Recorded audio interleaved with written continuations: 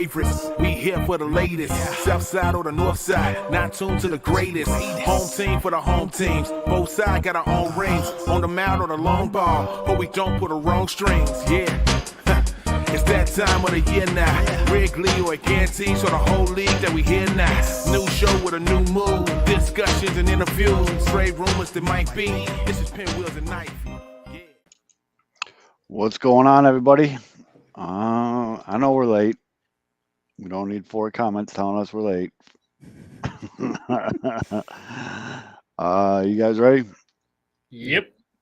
All right. Ooh, good unison there, fellas. Teamwork. I like it. All right. I'm going to try to really fake the funk here for the intro. In 3, 2, 1. What's going on, everybody? It is Thursday, September 8th, and you have found the Pinwheels and Ivy podcast. I am your host, Matt Wesneski, a.k.a. Father Zoe, a.k.a. Southside Zoe.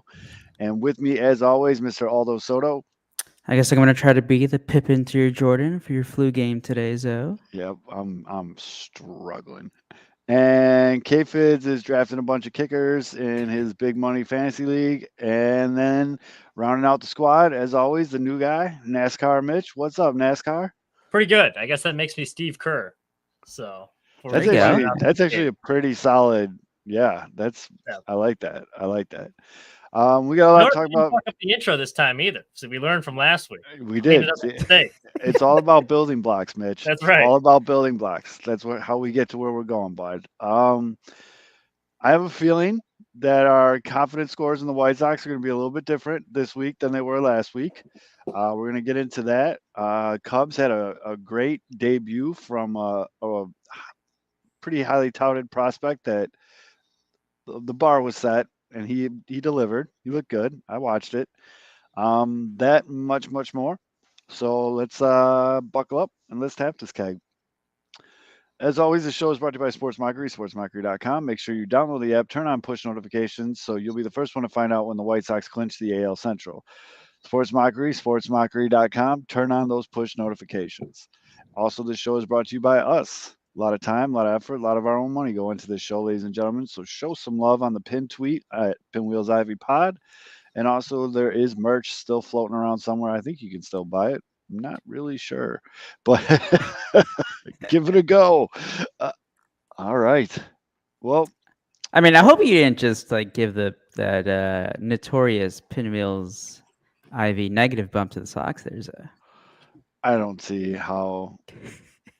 I mean, it's this season. They're hanging around. I mean, like you said last week, you were down to like a 2.7, 2.75 or something. I was thinking about it today. I'm looking pretty good now with that with the 5 there. You're looking. That was a solid. So since our last broadcast, the White Sox beat Kansas City on that Thursday. They took 2 out of 3 at home versus Minnesota, and then the series that I was really sweating in this last stretch, they went into the Emerald City, Seattle, and took 2 out of 3. And it's not just that they won 2 out of 3. It's how they won 2 out of 3. In Seattle, who is, by all means, they're gearing up for a playoff push themselves, a playoff run themselves. Hot team, young team, good team, all phases. I mean, this was a playoff caliber type series on the road on the West Coast where the White Sox do not play well historically. It was really cool, man. I mean, they come in Monday night. Actually, before we dive into it, how you guys doing? How we feeling? We good? All right. We're feeling a lot better now, yeah. Yeah, feeling good.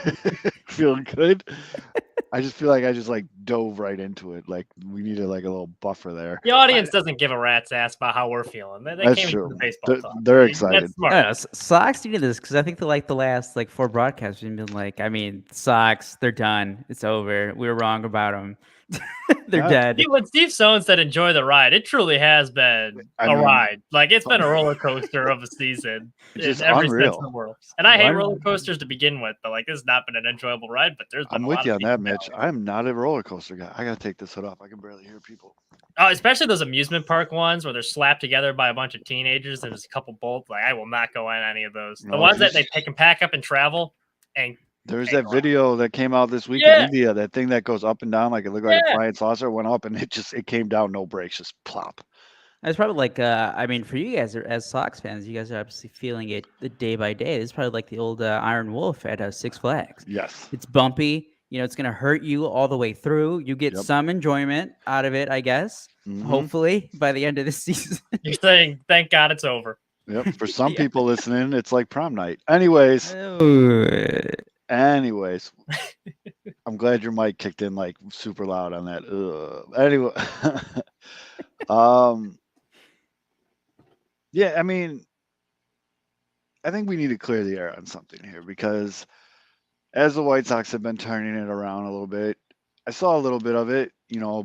I don't subtweet Mr. Loaf, so you were one of the parties I'm speaking of right now. But some people were tweeting out things like, all those people that jump ship or whatever. We don't need you anyways, which is fine. I get it. People are fired up, whatever. But I don't subtweet. I knew you were out there too. I didn't even see you in the comments. I just knew you were out there. But I think there's a big difference to be made about people that, were like, I'm done with this team. I give up on this team, whatever. And then people that were like really frustrated with this team. You know what I mean? Like the frustration is completely, to me, just like understood and like I get it. Because this season, without a doubt, even if they make the playoffs or if and when they win the division, this is still like a colossal letdown of a season. Like they should be 20 games up right now. You know what I mean? Like totally. They should just be up. Right. Well, yeah. They should, just in general. Let's start there. They should just be up. And I mean, I for one, I don't hold back very often on the show ever. And I've shown my frustration throughout the season with the team. I don't think anybody here, at least, I will never speak for an entire fan base, but I don't think anybody here ever like quit on this team. You know what I mean? But like, I mean, Mitch is sitting there at fucking games where they're losing 21-3. Like I still watch every game. It's been really cool watching every game with my son because he can tell like when I'm getting excited. Like today's game, Wednesday's game against Seattle was a perfect example. He doesn't know what the fuck's going on that TV screen, but he knows like I'm getting into it. Right. And like he starts getting pumped and it's fucking super fun to see. And I mean, that's part of the reason why I think I've hung in there as much as I have, but we are, yeah, okay. Beef, very good. This was exactly where I was going. The people that Beef said, the fucking idiots wishing they missed the playoffs are the main focus of my ear. Ire. You got his ire. Look at you, Beef, making me say hard words and shit. Those three-letter words, they're very tricky. It's really Beef, weird. Drop some old English in there to really confuse a random E at the. But I agree with him here where I don't understand that train of thought where people are like, I hope the White Sox miss the playoffs because this will really shake shit up and this will really get them send a message to the top that they need to do this and do that. It won't. Wrong franchise. Wrong franchise to try to pull that. Everything about that is wrong. And if this is truly like your favorite team, if like you are like a diehard fan or you consider yourself a diehard fan, you never want to see your team miss the playoffs. Mm-hmm. I mean, if I was a diehard Cubs fan, I'm still sitting there like I know all the fids are being like, well, if they win this and they do this, they'll finish on this note and then this. I was doing that when they had that at the end of like August when they were winning all those series in a row. I'm like, all right, Padres keep don't folding here. You don't wish me personally. This is how my folk. You don't ever wish your team to lose, and especially like Aldo just said, the White Sox. That's not that team, man. They can not win a game the rest of the season, finish like in like the last place of this division, and they won't change the way they go at anything. No. When have they ever changed? It's like Reinsdorf run operation. When have they ever been quick to make change? They've seen the playoffs isn't going to change that.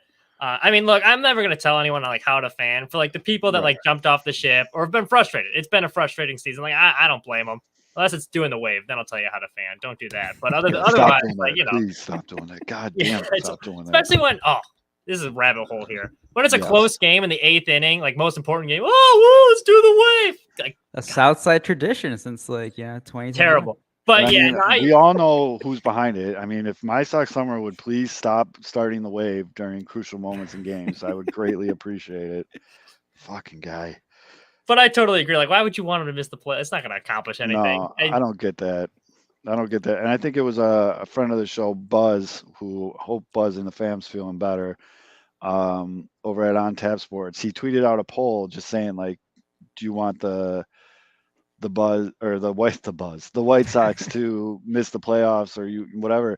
And it was alarming, the percentages, because Buzz's following is all White Sox fans. Buzz is very much a fuck the Cubs, love the White Sox type guy, and I just clicked no, and I wanted to just see the results and to see the results have been. It was just kind of like off-putting almost, and I think that's where guys like Beef Loaf and other guys like myself who put a lot of time and effort into constantly making content and tweeting about this team and like whatever and all this stuff, like that's kind of like what the fuck is going on here type moment, because like in baseball, it's not like the NBA where like in 1 and 8 seed, it's going to be a blowout. If you get in the tournament, you got a chance, especially 100%. With the amount of talent on this team. As disappointing as they've been, like they stack up pretty well. I mean, maybe minus the Astros against just about anyone in the league. And they've actually played better against above 500 teams this year. So you throw in an electric environment at guaranteed rate field, and all of a sudden, you got a shot. Why would I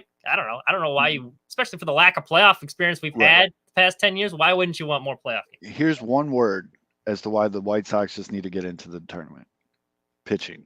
Yep. When you get into these series, best of 5, best of 7 game series, you need 3-4 studs. With Lance Lynn figuring out whatever the fuck was wrong with him, Kopech's doing his thing. He's solid. 1 bad inning. We got him. Oh, we're getting spammed again. Yes. 69mega.com. Only Putin didn't find girl with us. Oh my God, this is awesome. But see, I mentioned my Sox summer. Looks what happens in the comment section. But you got Lance Lynn. Shout out to our new ad. Yep, that's our new sponsor. New sponsor. So I guess going back to the Seattle series. So Monday, you go out and Lance Lynn takes a bump, and it's like we don't know which Lance Lynn it's been all season. It's been pretty bumpy for Lance with injuries, starting the season late, no spring training. We still don't really know what was going on. And for him to go into Seattle again against a playoff team, a young team, a hot team, with one of my non-favorite White Sox players on it. I mean, Julio Rodriguez, that kid is just special. And to go in there and throw 7 innings, give up 3 hits, only 1 walk, and 11 strikeouts. Big Papa Pump came into Seattle and did the damn thing. And one of the things I love about Lance Lynn is his candor. The way that he's no filter. He doesn't bullshit. He doesn't give you the cookie cutter answers to questions. They asked Lance after that game, like, what was going for your night? What did you change? He goes, oh no, I had the shadows. And as soon as I saw I had the shadows going, I just started pounding their hands with cutters and fastballs up and in because you can't see that shit. So I saw I had the shadows, and I attacked, and I was like, yes, dude, like. I don't know. Well, hopefully you guys get some. If you guys do win the division, get in the playoffs, get some afternoon games. Get some afternoon, which they love to schedule the White Sox at the worst time when it comes to national games. But Lance Lynn did that. That was great for the pitching. As I said, like you get pitching, you got Dylan Cease, who is just insane. Because we didn't. Can we talk about that game? Yeah, we're gonna have to rewind a little bit. We're going to have to rewind. What's up, Jack? We're going to have to rewind. Let's go in the Wayback Machine till Saturday, September 3rd. Big game against Minnesota Twins. Dylan Cease. Oh, my God. Pitches an absolute gem. Just ridiculous gem. What's cool about that, too, is like most guys don't want to be talked to. You're not supposed to say no hitter. He's walking off the mound in the 8th inning, pumping up the crowd. I love that. And I also don't mind because everyone's like, oh, they should have intentionally walked. That's what I was getting at. Like, why? That's so stupid. He's like, if you want to get, you're going to get because then if he did intentionally walk him first off, you're going to have all the people, wow, he was like scared to face. Pussy. Exactly. Yeah, I mean, that would have been immediate. Yeah. All right, he's scared to face a rise. It does like Mickey Mouse no hitter. Like I want a competitor out there going and attacking the guy. He just made a bad pitch. It happens. So, what young Mitch is alluding to is Dylan Cease took a no hitter into the 9th with 2 outs, faced a great hitter for the Minnesota Twins in Arias, who's batting Luis 3 Arraez. who's batting 318 for the year. A lot of the talk from even TV guys and people on Twitter was, oh, you should just walk him because the next guy up was some slapdick I never even heard of. And I'm with you, Mitch. I don't think he should have walked him. I don't think he should have just hit him. I mean, the perfect game was gone at that point. He was just going for the no-hitter. Personally, I just would have threw him 4 balls. Like, not intentionally walked, but to Dylan's defense, the next day, Chuck Garfien asked him about it. He goes, could I have just buried 4 sliders against him? Yeah. Would I want to do that? Could I look myself in the mirror the next day after that? No. And I'm just like, Exactly. I already love this guy. And after I heard that, I was like, fuck yeah, dude. And Fidge, you make a good point. There's no such thing as a Mickey Mouse no-hitter. I mean, by the way, I'm not saying there is, but I know. there's going to be the section of Twitter that's for going to sure. be like, yeah. But like, even a year from now, people are just going to remember Dylan Cease had a no-hitter. You know what I mean? Like, they're not going to talk about it. But anyways, Dylan Cease comes out, 9 innings pitched, 1 hit. The other thing here, though, Dylan Cease, I needed him to throw a bunch of strikeouts, only struck out 7 in that game. So he wasn't even like, he didn't even like have his best stuff, but he was just placing pitches beautifully. Like, it wasn't like an overpowering win, but to go through that Twins lineup in a game where this is a divisional race game, and to go out there and do that was something special. Yeah, he got a lot of soft contact early in counts. So it's not even that he just didn't have a lot of strikeouts, because you'll see a lot of times with Dylan Cease, he'll get ahead in the count, and then it'll all of a sudden be 3-2. And he has to battle for it because he'll try and like nibble around the edges. So it was nice early. He didn't even have to get to that point where he needed to bury one, because they're just making they're swinging early and making a lot of soft contact. Yep. And he did mention that. And the other thing that's going to be forever overlooked in this game, because Dylan Cease deserves all the accolades from this game. Rami Gonzalez's first home run. Dude, is it Rami or Romy? Yeah, is it Rami or Romy? I was just saying that as the smart ass, but like, there you go. Is it Rami or Romy? I think it's Romy. I always call him Rami, but I'm pretty sure it's Romy. That's what Gene Honda said. But Romy went 3 for 4 with 2 runs, 3 RBIs, had a home run out of the 9 slot in that lineup. I mean, the other thing that's going unmentioned here is the White Sox put up 13 fucking runs that game. Yeah. You know what I mean? It's like, whoa. And the other controversy, I guess, from that game was super douche canoe galore, Rocco whatever, douchey. Baldelli. He threw out position players in the bottom of the 8th. And we all know when you throw out a position player, like, there's going to be hits, there's going to be a lot of walks, whatever. They're just throwing BP, not even. And after the first position player didn't work out, he walks out there like a little league game with a different glove and calls in the outfielder to come in and pitch the last. It's just like, Rocco, we all know what you're doing. He's drawing it out to fuck with Dylan's focus. The funny thing is, you can't mess with Dylan Cease's head because Dylan's a fucking nut job. All right? You think that mustache, he's not doing that to be like a cool hipster. Like, Dylan thinks that's like legit awesome. Do frisbee golfs. He's doing yoga. His mind is sharp. He's doing yoga. Rocco Baldelli and his position players are going to phase him. Absolutely. Right. And to Mitch's point, like, usually when you see these guys with no hitters, it's like he's sitting alone in the dugout. No one talks to him, whatever. He's super hyper focused. Cease is coming off the mound in the 8th, hyping up the crowd, throwing up the gladiator. Are you not entertained? He looked directly into that camera and said, fuck Beeflo, vote for me for Cy Young. Like, he was just ready to go. And now with injuries to Verlander and some of these other guys, I mean, Dylan could easily run away now and win this Cy Young. The running would be a very good thing for my wallet. But it would. His next 2 starts too, Oakland, and then if you go every 5th day, Colorado. Going to be his next two starts. So it lines up pretty well for him. Absolutely. And then in the comment section, strikeouts though. I'd love a lot more. Would love a lot more strikeouts. Would love some strikeouts, Dylan.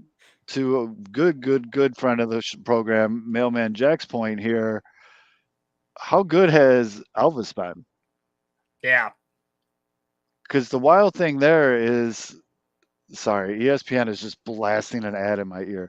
The wild thing with the Elvis though is like the first time the White Sox made a move that made sense, and also like how fortunate were they to have their all-star shortstop go down and to have Oakland just basically still continuing their fire sale, getting cheap because he was about to come up to his plate appearance kicker.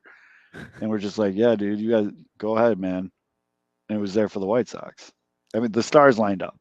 We mentioned earlier how, there really wasn't going to be like any change, no matter how disappointing the season was going to end or not for the White Sox.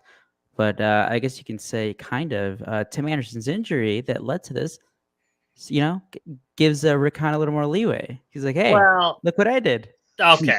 First off, two things there. One, Tim Anderson, as much crap as he's gotten this year, was batting over 300 before he went down. So, like, there's a lot of Tim Anderson slander. That was a lot. Number two, as far as Rick Hahn goes, early on. His two best moves this year were the Johnny Cueto and Andrews, and he stumbled into both of those because no one wanted those guys, and they hit, like, Lance Lynn was hurt, so they had a need. Only guy out there available that no one wanted, so he stumbled into him. Not giving him a whole lot of credit for that one. The same thing with Andrews. He just happened to be available. Best option on the market. No one else wanted him. So, like, he's not. I'm not giving him a ton. I was just trying to give Rick I was trying to give him a bone there. So. Right. But so to the big question though with the White Sox is, as Tim Anderson heals and he's getting ready to come back, Tim Anderson is still this White Sox starting shortstop. Mm-hmm. I understand that Elvis is hot right now, and I understand that Tim and Elvis have never played a major league game in any other position but shortstop. Now, Romy's been holding down his shit at second base. I like Romy. I like Romy, and he brings some energy. I believe Romy might be the guy next year. But when Tim comes back in mine, Brian, it's a no-brainer. You tell Elvis, hey, man, we need you to play second base. And the reason why I think that's going to work is because Elvis is a seasoned veteran in this league. He made a play, I believe it was Tuesday night in Seattle. There was a runner on second with one out, and it was a ground ball deep into the hole. And instead of trying to make the acrobatic throw to first base, which Tim Anderson 100% would, Elvis threw it to third and got the runner via tag out. Yeah. That's something that the White Sox have lacked. It's such a simple thing that it's like, like little league, like this is fundamental baseball, but you could try to argue with me, but 10 out of 10 times Tim Anderson's trying to do the Derek Jeter plant a foot, Jordan spread legs, throw to first to get him out instead of taking the play at third. And those are the two big things he's provided that this team really needed. I think the offense has been a bonus because I don't think anyone expected he'd be hitting this good. He's just not an offensive guy, but he gives the White Sox sure-handed defense. You know what you're going to get, sound defender, and a high baseball IQ, which is two things that we've talked a lot about this year that the White Sox do not do well. So immediately, he's doing a lot of the little things right, and it's paid dividends. So I saw an interview with Fegan before Wednesday's game, and they asked Elvis, like, what to do when Tim come back, and he just said, whatever this team needs. I came here for one thing, and that's to win. And so whatever I can do to help this team win, I'm in. And to me, that's a first-class player. That's an experienced guy, and that's also a guy that just wants to, like, legit win. And that's the shit they need. Now, when Tim comes back, you throw him at short, you put Elvis at second. I think you keep Romy on the bench because you're going to have the extended rosters by then. And you already have him, right? In September. Oh, yeah, shit, it is. Fuck. Time's flying on me, man. But so who was the extra guys you guys brought up already? Nothing too exciting. It was they sent St. Rita's finest, Mark Payton. He came up for a cup of coffee, went back down. Then Adam Hazley, he came up. I think they sent him back down too. They sent Foster down to activate Kopech today. So I don't know. I mean, is what it is there, but it was very refreshing to hear Elvis say that. Like, it was just, and I totally agree with you, Mitch, that the baseball IQ alone is worth its weight in gold with him. Now, although I'm curious to see what you think about this because, I like to go outside of White Sox fandom for questions like this. Okay. Luis Roberts jacked up. All right. Came back a little too early with the wrist, re-hurt it, and then played hurt, swung the bat one-handed, God knows why the fuck he was playing. Left for a little bit, came back, and then gets beamed in the hand in the Seattle series. X-rays came back negative, so badly bruised. Like he don't look like himself. He's swinging horribly. I'm starting to question myself if Beef was right. We should have traded him for Suarez.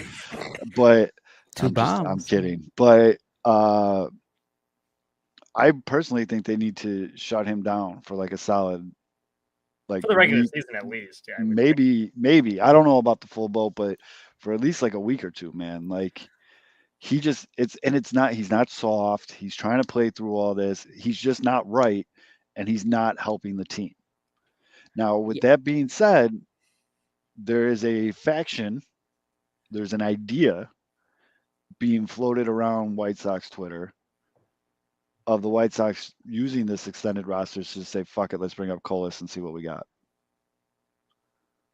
Because right now you got 2 first basemen in the outfield and Eloy.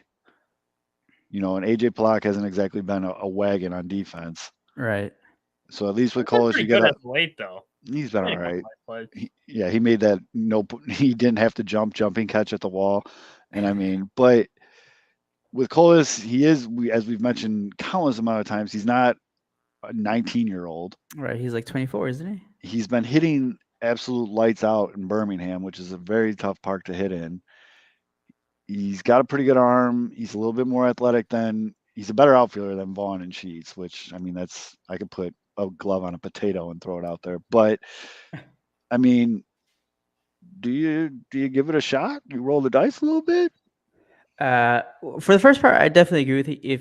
Because we saw it, and I mean, I think we briefly talked about it when I brought it up to Kevin last week, how when the Cubs would mismanage these guys, it's like they're clearly injured.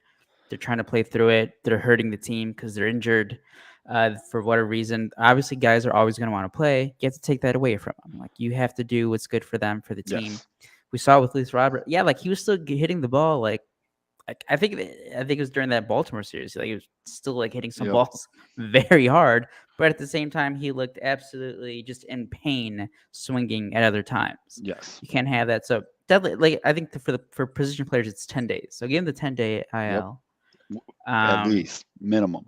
With Colas, I mean, why the hell not? You already like done all this. Yeah. you already done like all this shit throughout this year. It hasn't worked. For like, the other interesting part about Luis Robert, remember in the beginning of the season, we were talking about like who's the 5-tool player on the Sox. Mm-hmm. There's like is it actually Tim Anderson? But we're like, no, it's Luis Robert because he's had the defense consistently. Mm-hmm. Now maybe it is because of the injuries. I'm guessing that this plays a big role into it. But Luis Roberts' defense this year has not been good. I think he ranks like in outfield, like center fielders. I think he ranks like in the 30s. Yep. It's not the level in which he won a Gold Glove. That's the thing. It's not like he's like been like barely above average. Like it's not like, oh, he just took a step back this year. He's just a good now. Besides, being elite, he's just been like kind of okay. Mm-hmm. Like again, maybe that is because of the injuries. Because again, he's had a whole bunch. So maybe it's not like you're going to be losing a lot. Again, I haven't seen Colas play a lot though defensively. So who the hell knows how he plays? It's a big jump from Birmingham to the major leagues. Yeah. That's in why a playoff run, a lot of pressure. Big hell no. That's a terrible idea. That is why? First off, the pressure point. You got one of the higher ranked prospects in the system. So he's going to have a lot of hype coming in. There's going to be a lot of expectations, unfair expectations placed on a guy that had played a couple months in Double-A. That's number one. Number two, so now you're going to be experimenting with the guy getting a first taste of action during the most critical point of the season. Just for those 10 days, though, Mitch. Yeah, 10 days, Mitch. Just 10 days. Yeah, and you know how close the division is? Those 10 days could decide who wins first place. It's like 3 games are separating the division. He's going to be pushing around for a couple games and costing us at bats. Not like this offense has been great, but still. Don't want to, next year maybe. Let's go crazy. July, maybe. Not the end of September when it's crunch time. That's number 2. And number 3, where are you going to put him? You going to take Vaughn out of the lineup? I don't think so. You going to take Eloy out of the lineup the way he's hitting? No. You need Sheets at DH because we have 3 DHs, so at least one of them is going to have to be DHing there, so he's not going to be playing there. And Pollock, as bad as he's been on defense, is our best defender right now, outside of Angle that consistently plays. So where are you putting him? The other part It's is a terrible like idea. it's what I love it, Mitch. does I love it. I what still does the do White it, but I Sox front love it. office think of like the like all the intangibles of Colas, like the mental makeup? Do they think he's ready? Is he mature enough to take that giant step? Because I remember back in what was it, 2019, when the Cubs were trying to get into the playoffs in September. Javier Baez, like I think September 1st or 2nd, goes down with a hand injury. He's out for like the next 3 weeks. They called Nico Horner, like the minor league season had just ended, I think. That was before, like when it would end at the first week of September. He's like on his couch in California. They're like, "Hey, you're getting called up. You're starting in San Diego tonight." And then he performed pretty well that final month in September. But again, they obviously we've seen Nico Horner the last couple of years. Very mature guy. You love the work ethic. A consistent guy who's going to show up every day. Yeah, Do they it's 100% have it in one of those Colas? things. I don't know. It's 100% one of those things where you're just trying to catch lightning in a bottle. Yeah. And I mean, they could easily call him up, let him play a game. If they just catch a bad vibe off it or whatever, just okay, this maybe not. Thank you, Yankees. Fuck, Yankees just went up 4-1 on the Twins. The Guardians are beating the Royals 1-0. How much did it hurt? Because obviously, I mean, I hate obviously, always rooting. I fuck the hate rooting for Yankees, the. I hate rooting but for the the Yankees. Royals, I mean, that's different. Well, the Royals just suck. Like the Royals are like that. It's like the kid that gets picked last for like dodgeball at recess. You're like, oh, like I feel bad for that kid. Like come on, guys. I mean, they're losing 1-0 to the Guardians. It's top of the 6th inning already. But I mean, Yankees beat the Twins. We're tied with the Twins. There you go. I mean, it would be pretty sick if the Guardians would start losing. But I don't know, man. Like they're playing well right now, though. If they were still like looking like they did a couple weeks ago, where everyone's jumping off the ship, then maybe. Huh? I'm talking about. I'm sorry, I was going back to the Colas argument. Okay, no, stay there because that's. I mean, it doesn't necessarily have to be Colas. They got a kind of a couple options there, but I get what you're saying, Mitch, about like where you're going to put him, whatever. I mean, Sheets has been hitting really well. We were talking that before the show. He's been in pretty good spots. Vaughn has been pretty solid too. Aloy's been tearing the cover off the ball. I mean, Aloy's been arguably the best hitter. No, it's still Abreu, but second best hitter on the team. And I mean, he's hitting with pop too. He put up a second decker. The fact he's at double-digit home runs and he's missed so much time this year. Imagine how many he'd have if he played a full season. He's gonna be the team leader in home runs. You got to have Eloy batting every day. It's just, I guess, defensively, it just worries me. Like on Wednesday they rolled out that lineup, and I saw Vaughn and Sheets in the outfield with Pollock in center, and the first thing I thought about any ball in the outfield is a fucking absolute liability. So is Adam Engel just had fallen off that much that you want no part of him anymore? I think it's it's not. I don't mind, and he's still very valuable in a pitch runner. But I mean, I forgot who tweeted it, and I'm sorry for not giving the appropriate credit. But someone tweeted out, Adam Eaton is exactly what you think Adam Eaton is. Angle. Fuck, Eaton. That's a Freudian slip if I ever had one. But Mitch PTSD there. Yeah, right. Yeah. Engel, but he's a streaky player. Comes in spurts, and and I think dropping that fly ball in Baltimore, I think that kind of fucked his psyche up a little bit. I agree with that. Yeah, and that's why I don't think we're seeing a lot of them. And I mean, I think the White Sox, Cairo, all those guys, they've done a pretty good job of managing it. That he got in pitch running situations. His legs are still extremely valuable to this team right now. It's not necessarily a very fast team, especially with Luis Robert on the shelf. So I mean, that's where he carries his most value. But defensively, I mean, right now, I think he's a little bit of a head case, and he's a liability out there. Okay. That's fair. But fair. I mean, so you had the no hitter. They take 2 of 3 in Seattle. The big win was on Wednesday when they went down. Now, the White Sox were down in this game, and I don't think I'm incorrect in saying that as little as 2 weeks ago, when it was 4-0 Seattle in the third, I'd probably go cut my grass and listen to the game on the radio. Yeah. Or I'd be like, whatever. But for some reason, it feels different now. And they were down 4-0, and the thought of like, oh, this is over, never crossed my mind. And then Eloy hits the upper decker shot in the top of the 4th. And then they have the big 4-run inning in the 6th. They give up another run. And it went back and forth a little bit. They gave another run in the 7th, and then they score 1 in the 8th, 2 in the 9th, and take the win. Mm-hmm. Oh, 69 mega. But it just feels different. I don't know, Mitch. You get that vibe as well? Like, totally. I mean, elephant in the room. I got a lot of people saying like, "Oh, Tony shouldn't come back." Do you think it is Miguel Cairo that's turned it around, or do you think it's just coincidence? So, all right, let's open up that door, Mitch. Let's go down that road, bud. Jack, real quick to answer your question, Kopech looked pretty good. I mean, not great. He only went 4 innings. Yeah, he went 3 2/3, gave up 4 hits, 4 earned runs, 2 walks, 4 strikeouts. It still doesn't look super polished.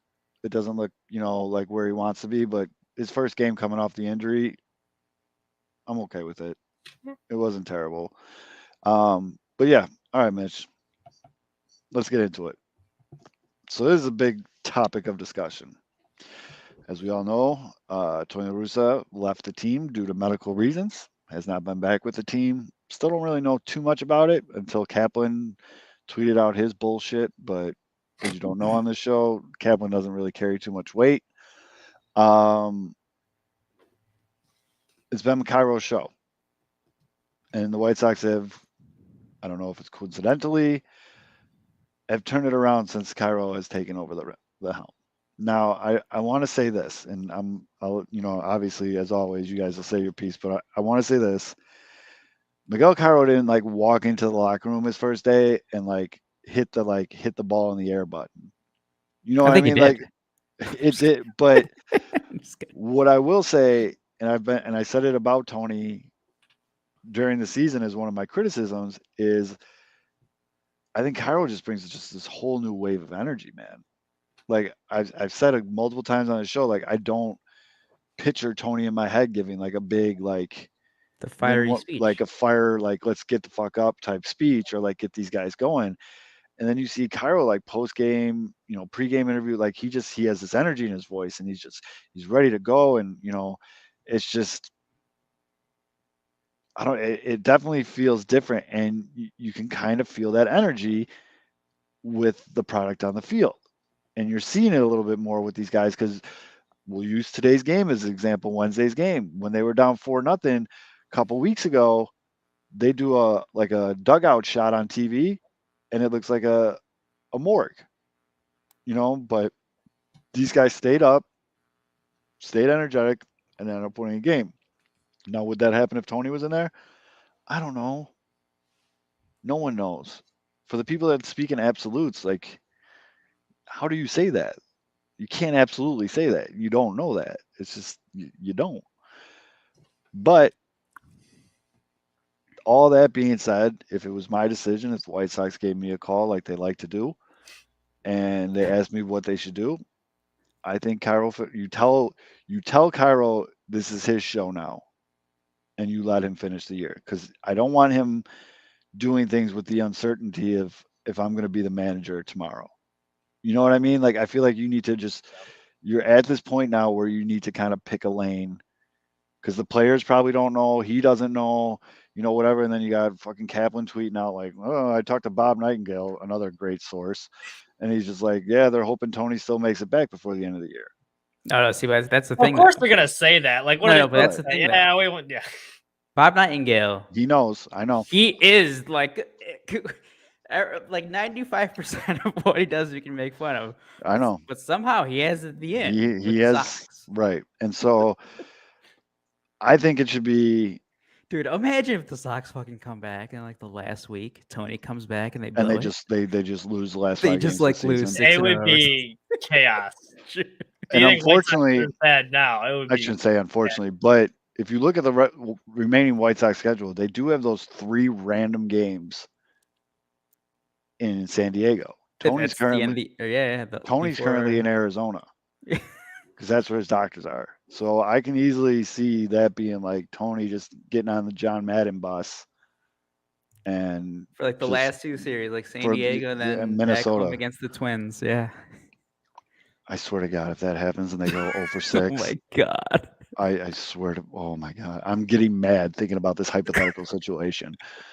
But do you? Okay, so I know you said what you think or what you want to yeah. happen. Well, hold just on, like- hold on. Before you ask that, although, Okay. Mitch, what are you doing there? What's your feeling on it? Oh, I agree with what you said. Well, first off, it's what I don't want to admit like that's the reason. It's just like too convenient. Well, It's Tony's super gone, convenient. It's but super like convenient. all the evidence is there. Like he does, like every time you see him, he brings, like you said, he brings a ton of energy. You see him congratulating guys. He was like shaking Ron Gonzalez after he had the home run. He's so there's a lot of energy, and I think that's the smart way to play. Let him manage till the end of the year. Tony, look, you need your rest. Just take the rest of the It's season. for your own good, Tony. It's for your own good. For That's your a good own way to spin it. Look at your grandkids, man. Yeah. You want to hang out with them, or you want to coach for 20 more games? Now, if you do that, here is the concern. I think Tony comes back the next year because I think he does still want to manage. I just don't see that. I think he comes back as like a front office advisory role, kind of That what would he was be doing. ideal. Yeah, what he was doing in Arizona, or he just, you know what, Tony, you're fucking on the not even on the back nine. You're on the last 2 holes of life, dude. Like, just play out and ride off into the sunset, bro. Like, enjoy your family, man. Yeah. Like, just relax, dude. Like, as Jon Snow, your watch has ended. Like, just chill out, dude. Like, yeah. Sox clinch. Tony comes back for the playoffs. Oh God, no! Because if they don't make a deep playoff run, which I could see it going either way. I know I said just get in the dance, but let's say they get bounced in the first round of the playoffs. I mean, it's just going to be a shit show. And also, Tony, managing's not good for your health, but you can return for the playoffs, the most stressful time of the year where everything's ramped up intensity-wise. That's very true. But I don't think anything's changed, right? I still think he's not coming back next year. I don't think he comes back next year. I really don't. He should, but stranger things have happened. I don't think he should have been there the first time they hired him. That's so. True. Would it shock me if he came back? Absolutely not. That's a pretty Mitch. You're bringing some valid points up today, but you're wrong about Colas. But anyways, bring them up. I mean, I really think though, just for peace of mind and confidence and everything, I think they just need to tell Cairo hey man, we made a decision. This is your show. Yeah. It's like Tom Brady when Drew Bledsoe went down. There's that Gene Honda announced be the backup. Drew Bledsoe is healthy. Tom Brady stayed in charge. Same thing would happen with Miguel Cairo. They'll have Gene Honda. Example, but, you get the. I know what you're saying. I got what you're saying. Also, too. Sorry, Oliver. Go ahead. Just let me get this joke off, Mitch. Come on. My bad. All right, let's see. They'll just have Gene Honda announce it mid-game. Just be like, Tony La Russa will not return to manage this. No, because it'll be sick how loud the cheer goes up. Yeah. In my head, I'm just gonna be thinking all these assholes are cheering for this old man to be sick. That's true. But that would go so bad. Oh, that's a bad look. A good example of what this situation is did you guys watch that show on HBO, Winning Time? Yeah. All right, you remember when the coach fell off the bike and he got all fucked up and he was in the hospital, and then they gave the other coach the chance, and then he was like, I don't know, is this my team? Is it his show? Whatever. And then Jack Busey had to make a call, and he said, all right, he gave it to the young guy. He's like, hey, this is your squad, and they went on winning the NBA championship. Yeah. See, that's a much better example than the Tom Brady one. That's but yeah, that's why I get paid the big bucks, Mitch. That's right, the veteran here. But with Miguel Cairo too, not only the energy thing, he's pushing a lot of the right buttons. Like today, putting Yuri Garcia into pinch run worked out perfectly. That's a good the call. Bunt they had called worked out really well. So never bunt. Worked out well today. I'll never admit that. And Fitz isn't here to yell at me, so neener. But some of his bullpen moves have been throwing Vinny Velo in the 8th on Wednesday. That was I was a little nervous about dude, that. I saw that because I was like, all right, Sox have a lead here. Probably see Graveman, right? And then I'm like, wait, that's not. Oh, it's Vinny Velo. It's Vinny Velo, and he came in. He got a 1-2-3 inning, man. He got a 1-2-3 inning. Yep. So you know what? Enough of mop up duty. I'll tell you where. Let's mix it up. I'll tell you where Miguel Cairo won my confidence full force was in that wild finish against Minnesota, where guys are getting thrown at. I don't think it was. But Rocco McDouchebag came out, and Cairo got right in his face. And I mean, as a guy who I've seen a couple fights in my day, been a couple fights in my day, seen, dude, I got $100 on Cairo. Cairo looked like he looked like he was going to give him a 2-piece and a biscuit and put Rocco to sleep on that pitcher's mound. And Rocco's a pretty big guy. Yeah. But Cairo just looks like, I tweeted it out, Cairo just looks like he can throw them hands. And the way he charged out though, and again, this isn't whatever, it is what it is. It's just facts. I don't see Tony getting out. Tony, like, I saw someone say Tony's already faxing Rocco an apology from the hospital. And I thought that was hilarious. Because to be fair to Tony, though, he did. He had that famous shuffle out of the dugout and pushed the Perez away from a Brady the one time. No, but I'm talking about the thing with the Twins where it was something similar when they were throwing at players, and he came out in the press and he apologized the next day. Yeah, no, that is true. That was the biggest bitch-made move I've seen in a long time. Because again, they should have thrown at him. Yeah, that's that's what he said. Chairman was asking for it. Let's be honest here. Yeah. And I mean, whatever. Cairo was up in it. He wanted all the smoke. And the best part of that whole scene though was like how everyone's in the dugout yapping, and then Lance Lynn threw his fat ass over the rail, and everybody followed him like it was fucking Braveheart. I love that though. And I don't care if it wasn't intentional. They're sticking up for their teammate. And that's like, sometimes you need a little skirmish like that to bring everyone together. I loved it. We get hit so much. I'm sick of it. All we asked for from this team all season long was life, energy, whatever. And they're showing it now. And I mean, Bennett, good Twitter follow there. Bennett Curry put up that Lance Lynn video with I can't think of the name of the music right now, but it was just so perfect. Oh, I love that video. It's great. But so they win that series. So now we got to start looking ahead a little bit. So it looks like the Twins are losing right now, still in the Bronx. Game 2 of a doubleheader. Where are we at? It is the middle of the 6th inning. They're still losing 4-1. If the Twins lose, the White Sox are tied with them in second. It looks like the Guardians are still winning in the bottom of the 6th right now. So if they win and the Twins lose, the Twins and the White Sox will be tied, and they'll both be, 3 games back? Okay? Yeah. So looking forward now, the White Sox got to go into Oakland for 4 games, and Oakland is at best a AAA team right now. And it's a huge but, like a Kim Kardashian but, they suck in Oakland. Yeah, strange things happen in Oakland. They just, I mean, it's the world's last dive bar, which that's a great company. You should look them up on Twitter. It's people are banging up in the stands. Some weird guys hitting a drum the whole time. It's just you got Dallas Braden sitting in the last row and like almost getting hit by airplanes. He's so up high. Like it's weird. But I'm going to come back to this Oakland series. So they got 4 in Oakland, then they get Colorado at home for 2, which random. Then they got this one-off game in Cleveland, which is a noon game on a Thursday. And then they go to Detroit for 3. Cleveland comes here for 3. Detroit's here for 3. They go to Minnesota for 3. Then they go to San Diego, again, stupid random scheduling, for 3. And then they finish the season home versus Minnesota. I think, I mean, obviously for the White Sox, that 3-game series, September 20th, 21st, and 22nd, it's a Tuesday through Thursday versus Cleveland. I mean, that's going to be colossal. But going back to the strange things happen in Oakland, you know who I think is going to be the difference maker here, the X factor? We already talked about him. It's going to be Elvis, man.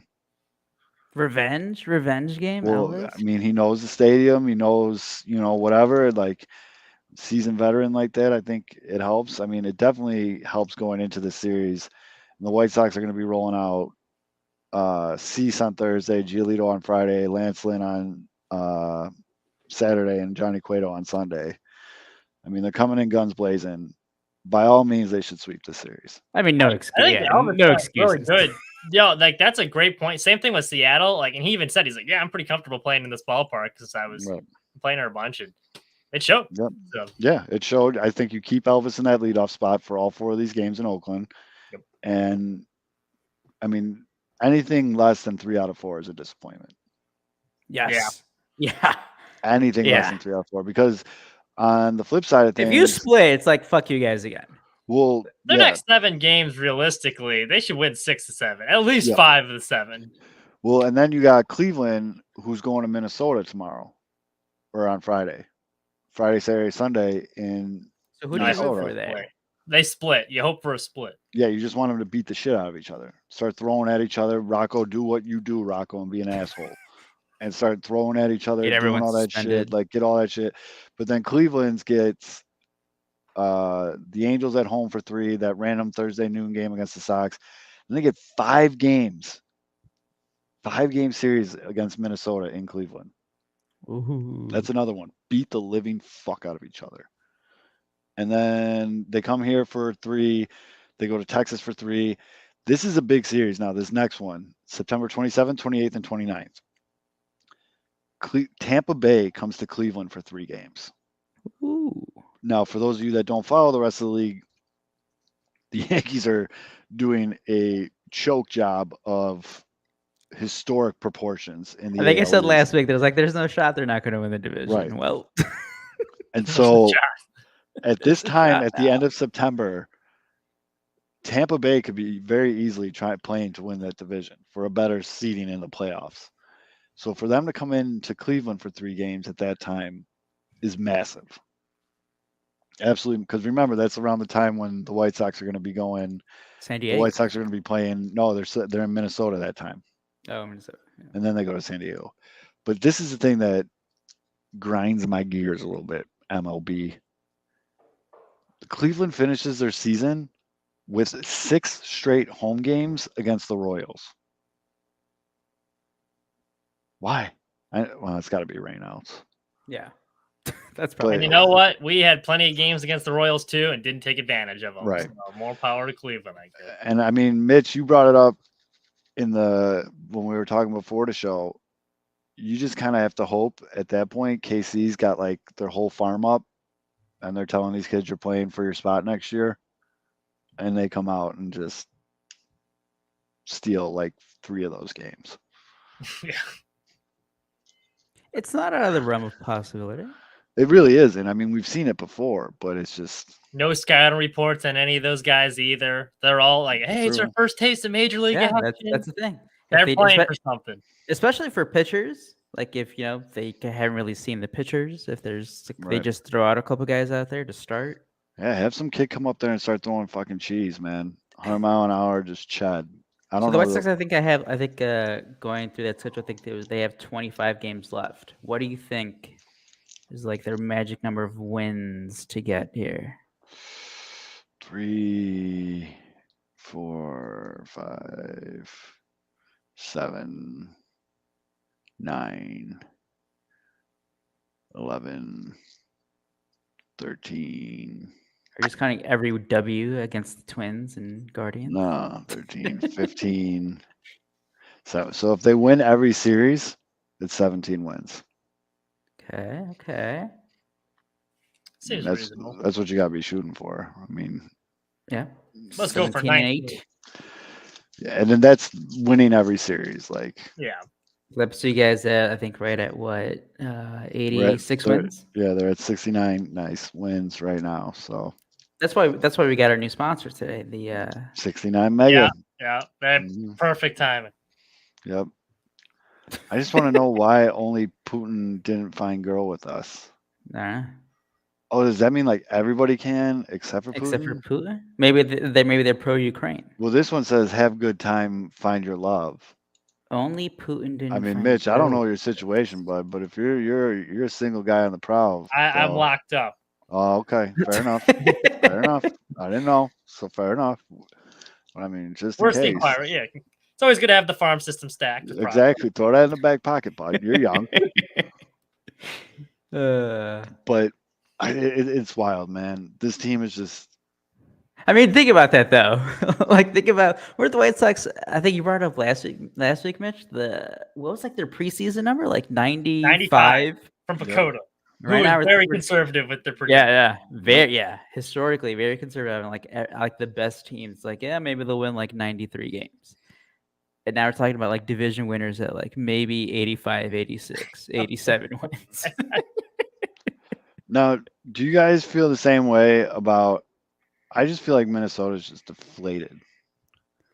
They're so banged up right now, and Buxton is like the engine that makes that team run, and he's hurt. It's like I just don't think they have they don't have the firepower. I don't think.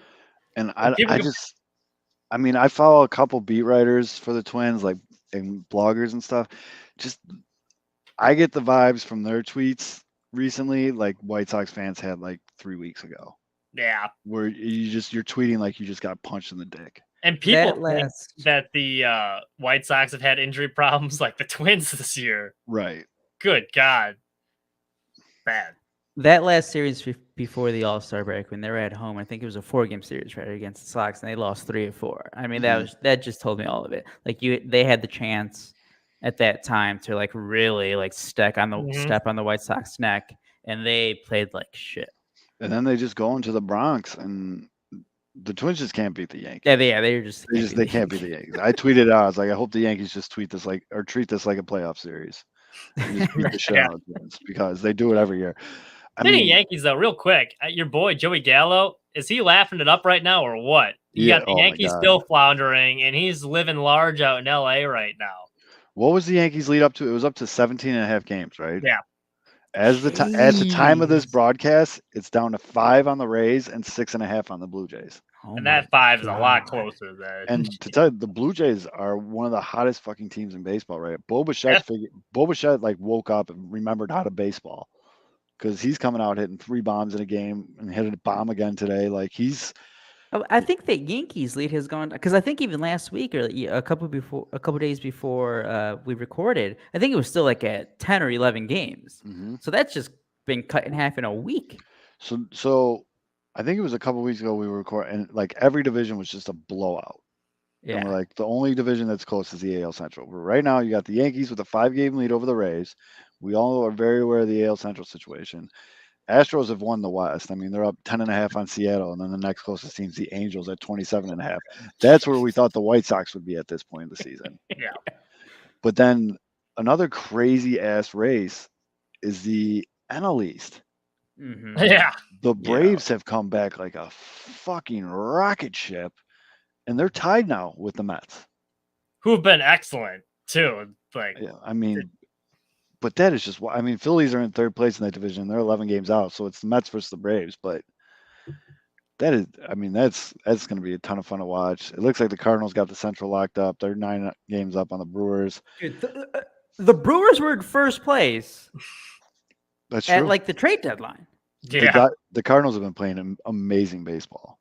The Cardinals have basically they had like a 14-game swing in a month. Yeah.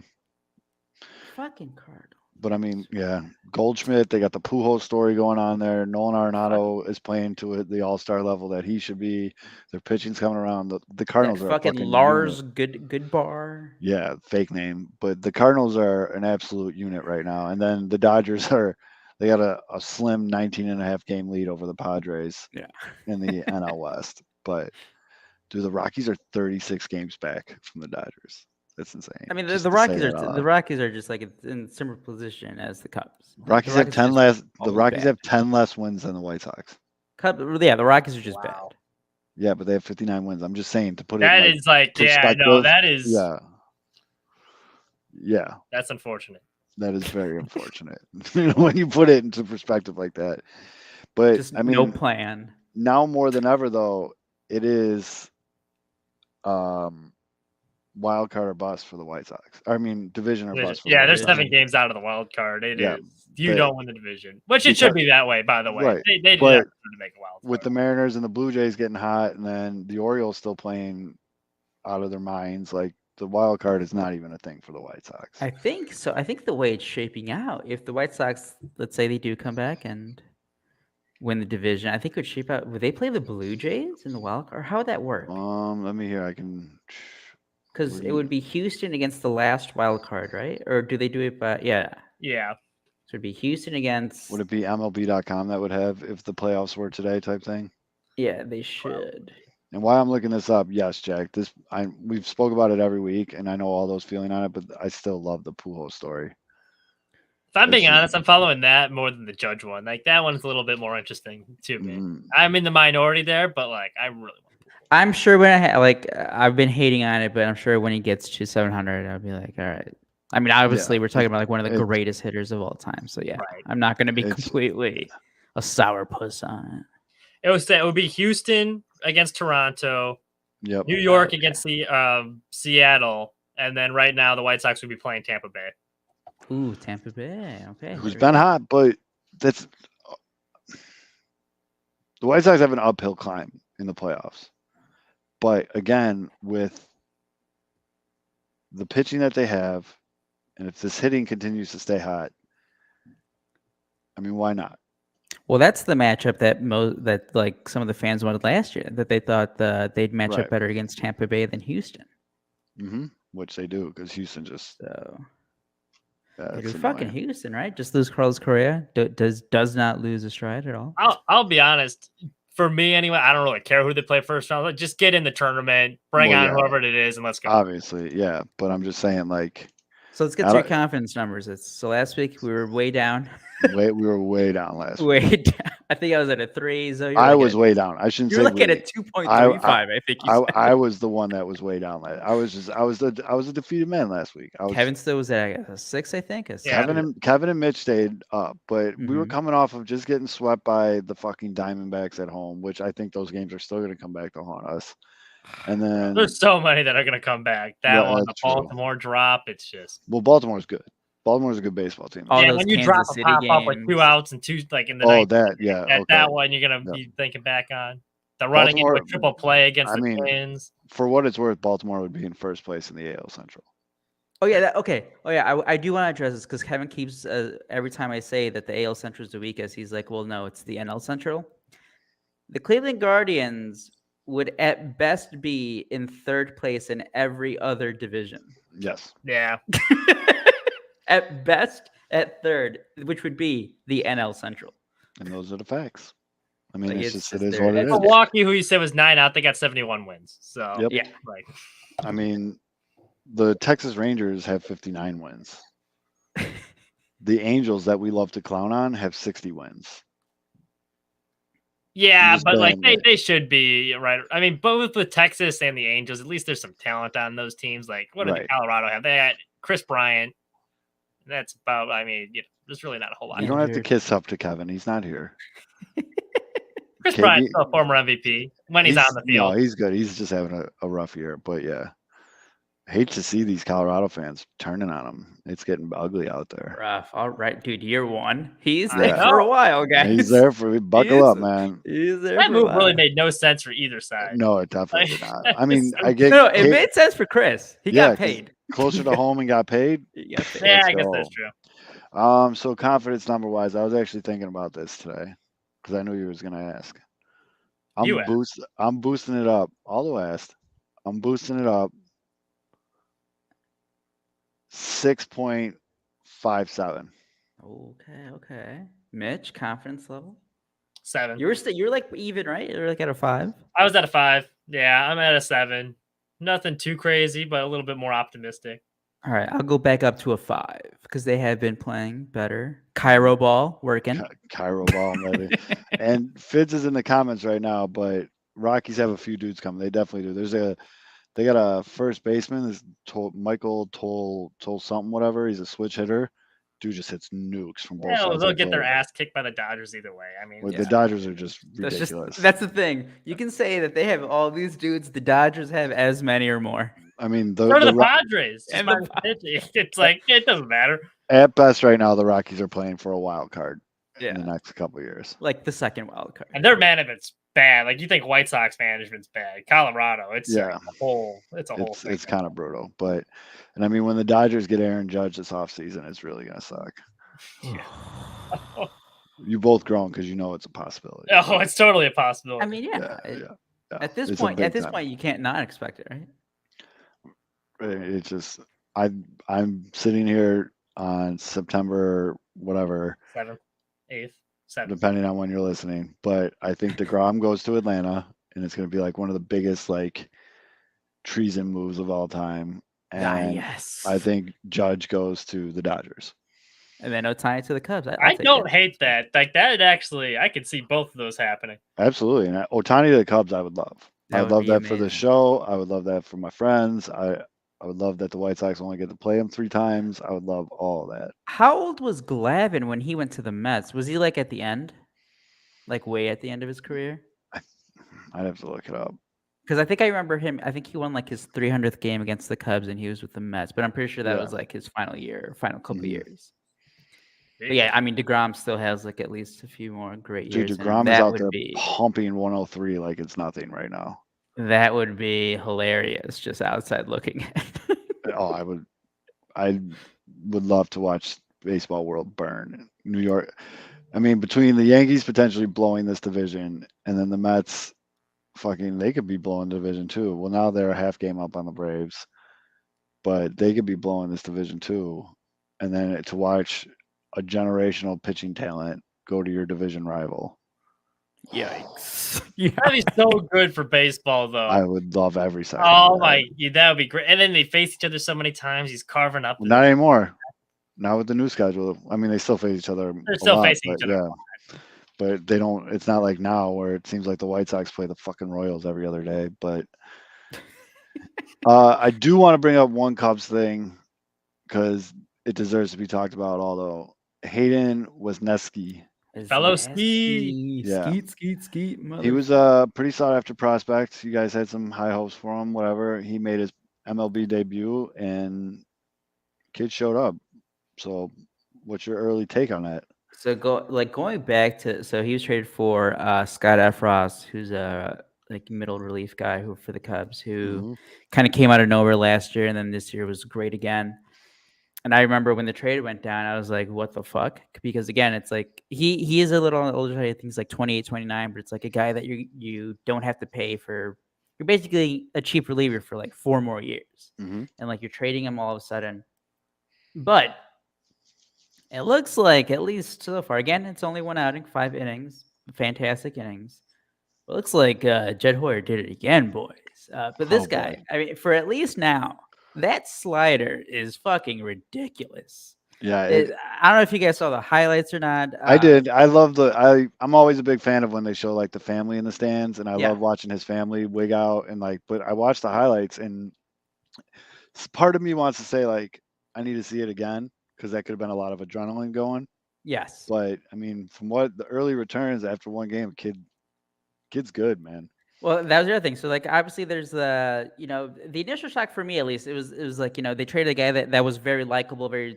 He would go on podcasts all the time. He seemed like a very likable guy. So it's like, fuck, I really want to root for this guy. Now he's traded. He's going to the fucking Yankees.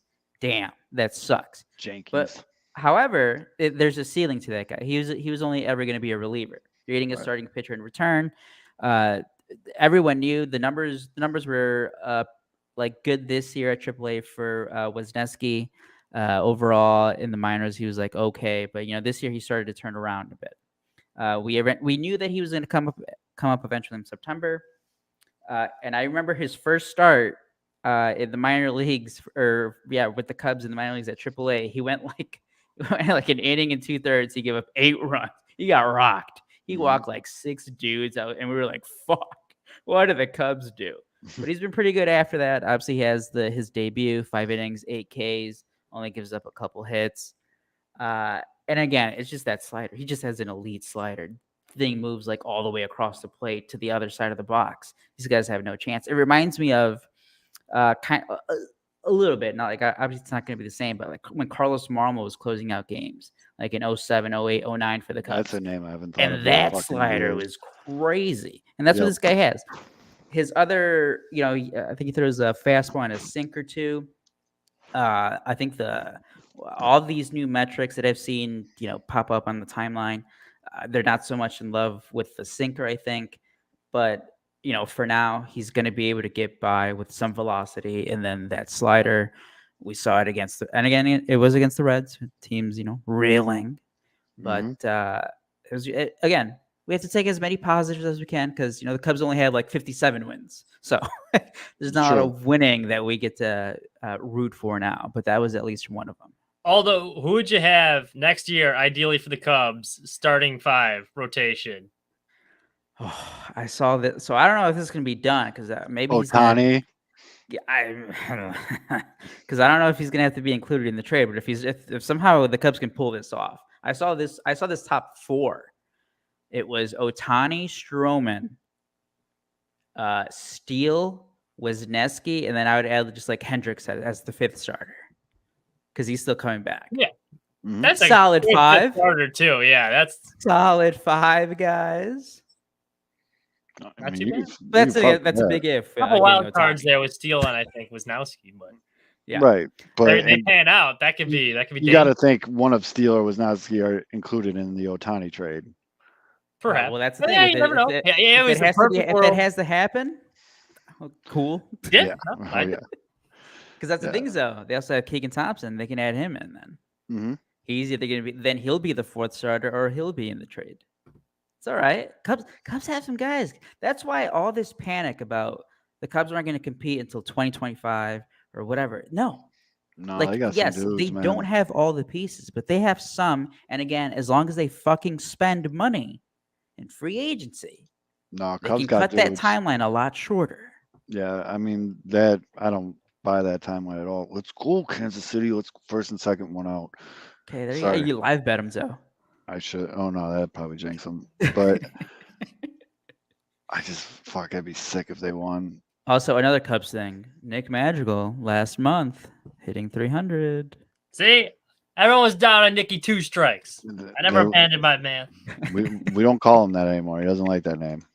I don't care. I like that name, and he doesn't play for us, so It's better than fucking Nicky Barrels. I mean, doesn't ever barrel a ball, but that's very true. He's coming around.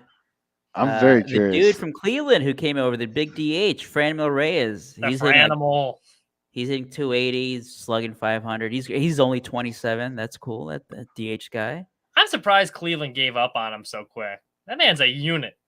Hey, he's having a bad year, but I don't know who's taking those at bats from him, but I guess they just for a team that has no power either. Yeah, he was hitting poorly, but let's give away our biggest. I don't know. I think they were just like, hey, it goes back to like the expectation things, right? Like they were like, fuck, we're actually in this. I guess we can't just, waste away this season. So again, I don't know who those DH and like right field at bats are going to, but I'll take it as the Cubs. Yeah, sure. Got a cheap DH guy. The Cubs got, like you said, they got guys. They got Pico Armstrong, Brandon Davis, that Alcantara kid. Pitching wise, the Horton. They still have Wicks as a prospect, but he's still. I think he made it up to Double-A. He's been good this year. Ben Brown, Jackson Ferris, they got Ben Brown. So as good as those first 2 names all alone. Ben Brown, supposedly, there's a couple scouts saying that he was like the best pitching prospect that was traded. Again, I don't know how true that is, but he had a great debut. Ben Brown sounds like a nice 70s like soft rock singer. So let's go to school on Ben Brown. Ben Brown is 6'6", 210 Ben pounds. Brown? I thought you said Van Brown. His birthday is 9/9/99. Love that. For these kids. He's got a 60 grade fastball, 50 grade curveball, 55 grade slider, 50 control. Overall, he's a 50 graded prospect right now. What are the minor league numbers this year? Let's take a look. He's with the Smokies in Double-A right now.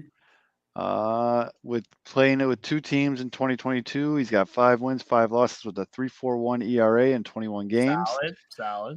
95 innings pitched, giving up 78 hits, only 9 home runs.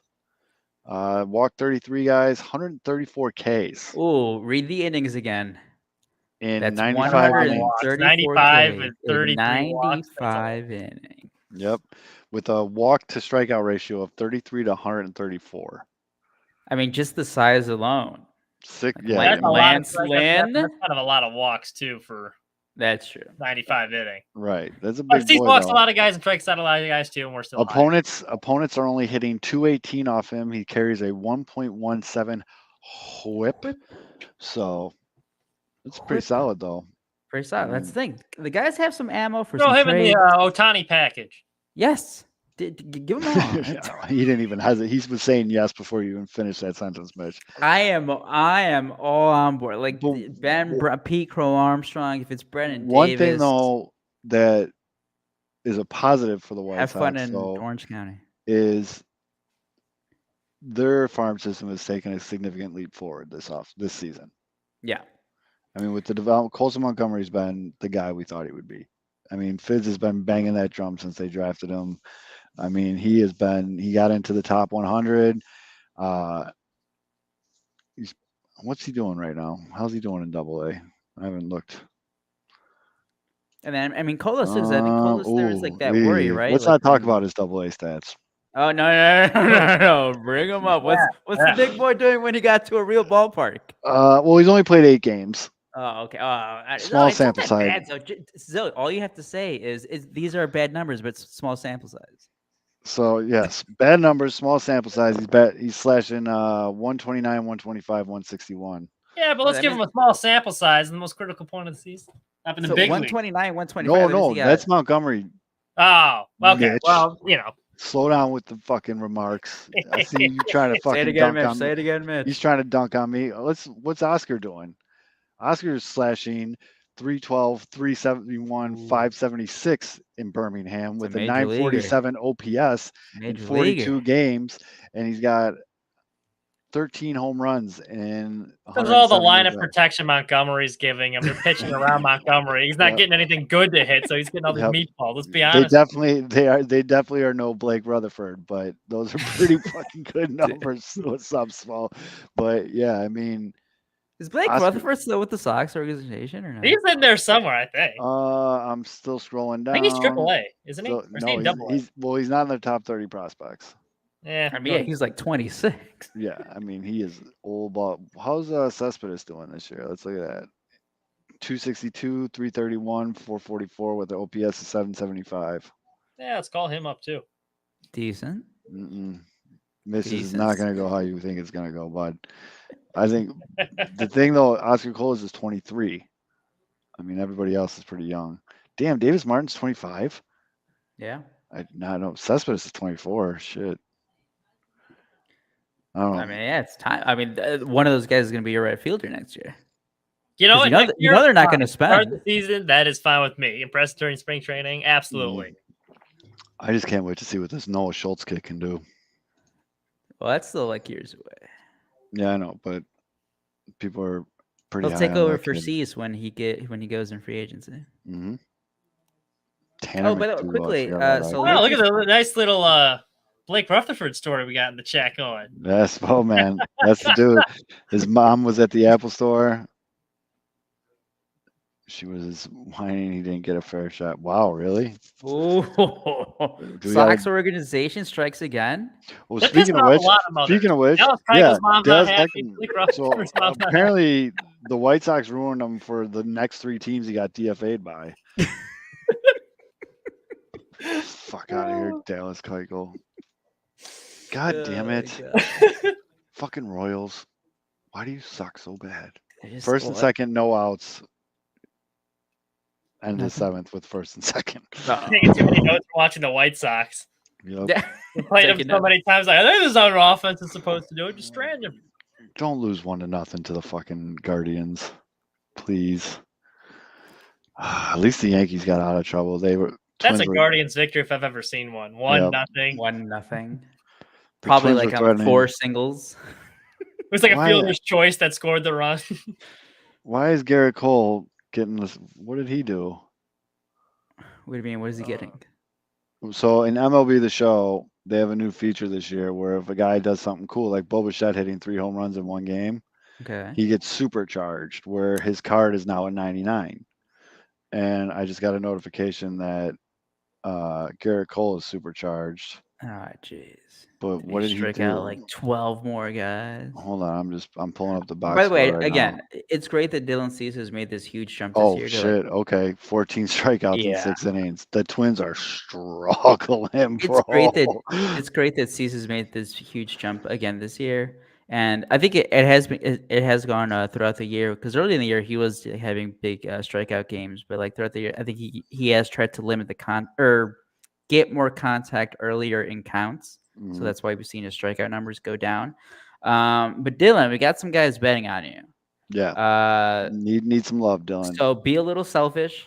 Ramp up the pitch count. I don't care if you only go 6 innings now, but if you get like 10 or 11 strikeouts, that'd be great for me, for Zoe. Would not be mad whatsoever. I mean, I didn't bet on Cy Young, so I don't really care that much about that. I just need the strikeout. Cy Young helps the cause a lot, but That's the thing. You were smart. You bet the Cy Young too. I had to double it down. But with all this being said, I'm about to die, so we're gonna get into it. Take a deep breath, kids. It's time for the NASCAR Minute with NASCAR Minute.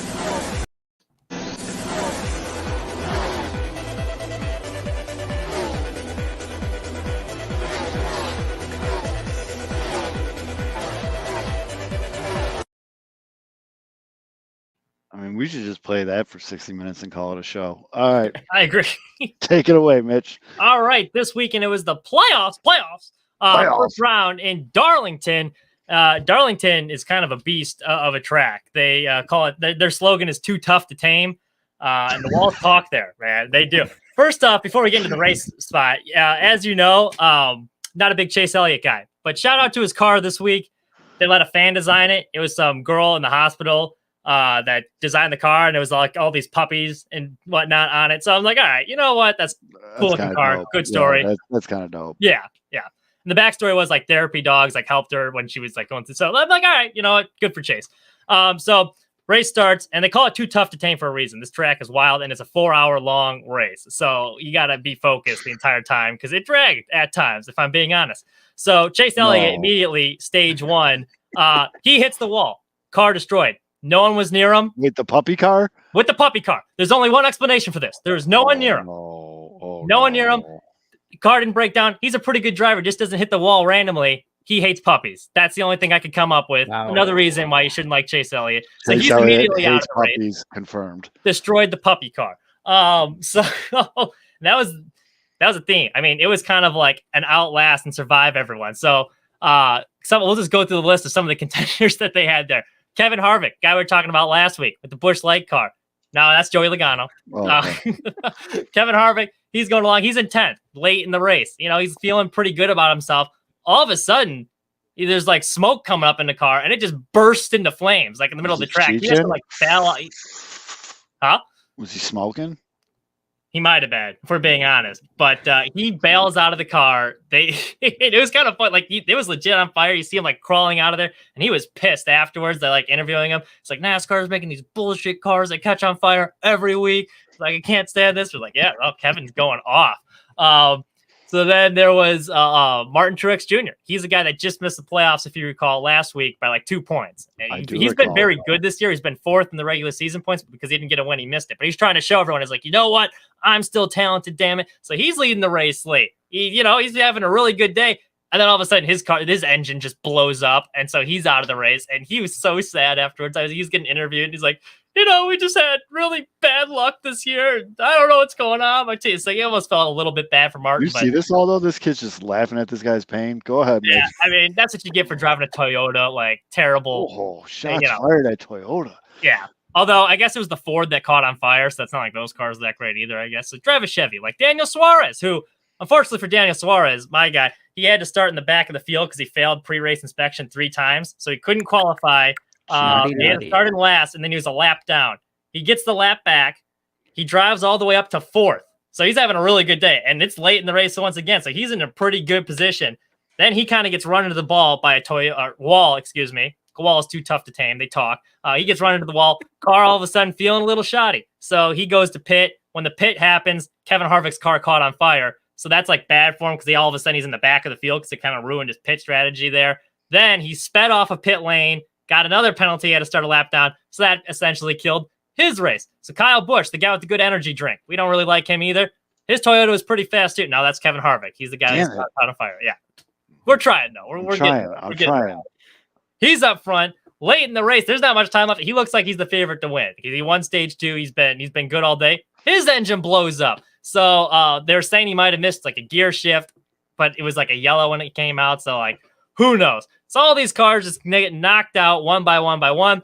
And it looked like, so late in the race, Cody Ware hits the wall, which if you're going to do a drinking game, Cody Ware, he's kind of a scrub. He just hits the wall randomly. Yeah, sure. Why not? But, it's fun. I listen to they have like radioactive, they call it each week. So they have like the radio clips from all the drivers throughout the week. So you hear them like cussing and whatnot on the radio. Sure. That helps you. It does. So each week on this Imagine Dragons like radio clip, they have Radioactive. It's like a weekly occurrence. You'll hear like one of the spotters be like, "Oh, caution's out," and they'll be like, "What happened?" The 51's into the wall. It just happens every week. It was the second time this race that he randomly just hit the wall. So they have like a restart. So Eric Jones is now in the front of the pack. He's kind of outlasted everyone. He drives for Petty GMS. He's a proud Midwestern boy. He's from Michigan. So he's got Denny Hamlin behind him, though. Another Toyota. Denny Hamlin's he's been pretty good. He's the guy with the team with Michael Jordan. So they're racing. Eric Jones gets a good jump. Hamlin's right on his bumper. They had a chance to punch him out of the way, but Hamlin, surprisingly, racing him was pretty respectful. And Eric Jones held on to win. Kind of outlasted everyone, but good for him. Like I said, the Midwestern boy. He's not even in the playoffs, so kind of a playoff spoiler. So big race coming in Kansas next week. And I'm telling you what, some big J journalism is going to be going on. I'll be going to the race. So we'll get some boots on the ground for Pinwheels and Ivy. Maybe we'll see Joey Logano. I'll ask him what he thinks of the AL Central division race. We'll see if we can get BJ McClellan. We'll see what we can do. But yeah, there you go. There's your NASCAR. Oh shit! Hold on, I didn't even have that.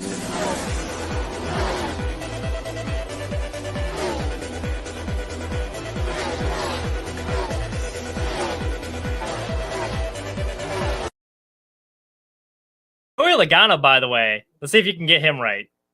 There we go. He won the pole, and he was not able to hold on and qualify. I'm gonna laugh every time you say that. He won the pole. Yeah, it's funny to me. So wait, did this guy even race? Yeah, he was out there. You know, he tried. You know, did he have a super cool airbrushed race suit?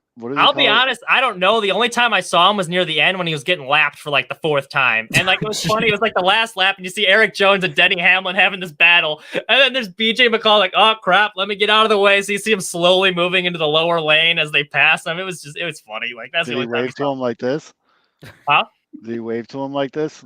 Like, see you guys. Nah, they're going by too quickly. He didn't have a chance. They wouldn't have seen it anyway.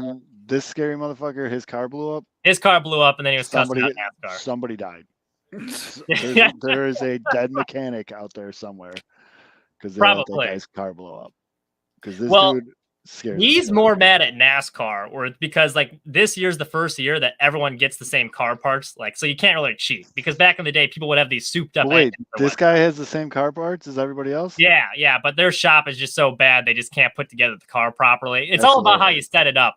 And I guess the way the Fords are setting it up, they keep catching on fire. And so, like, we know the problem. We want to fix it, but we can't get new parts for it because you have to go through NASCAR and there's a bunch of red tape. So, like, he's pissed. I'm sorry. This is how I'm taking this information. Like, it's like giving a bunch of kids the same Lego set to, like, build a car. And some of them are, like, gluing the pieces to their face. Or, like, that's BJ McCloud scene, right? It's like, dude, just put it together like everybody else. What the fuck? Well, the other problem is too, because he's not on a big team. Like a lot of these guys, like the Chevy teams will all share information, like the Fords will share information, but no one's sharing information with BJ McCloud because he's like a non-factor out there. So like him, and they're just kind of figuring it out on themselves. How much money does this guy have that he can just piss away all this money every week? That is a very good question. I'll do some BJ McCloud digging. I'll tell you what, next NASCAR Minute, I'll have 5 fun BJ McCloud facts for you. I just want to know, one, how he got the money. We'll find that out for you. This will be answered next week. We will have very curious BJ McCloud fun facts for you. This dude has enough money to just piss it away. Yeah, dude, you brought out the porn bots, heard you talking spicy, and they just jumped right back in the chat. That's fucking hilarious. I can't believe we got porn bots again. So we're going into the bottom of the 8th. The Guardians are still beating the Royals 1-0. In the top of the 8th in the Bronx, we got the Yankees up 4-1. Strevin boys, it's gonna be a fun next couple of weeks. One step at a time. Got to get to second, then you get to first, then you get the khakis, then you get the women. So for NASCAR match, that's Aldo, I'm Zoe, and this is gonna be fun. This is gonna be a fun month. Like the next 2 months of baseball is gonna be a lot of fun, one way or the other. I'm either gonna be really happy or just fucking disappointed to no end. But the White Sox get knocked out, you'll have the NASCAR playoffs. I always got that going for me. Just like the porn bots, Mitch, I'm putting that in my back pocket. But we'll see you guys next week.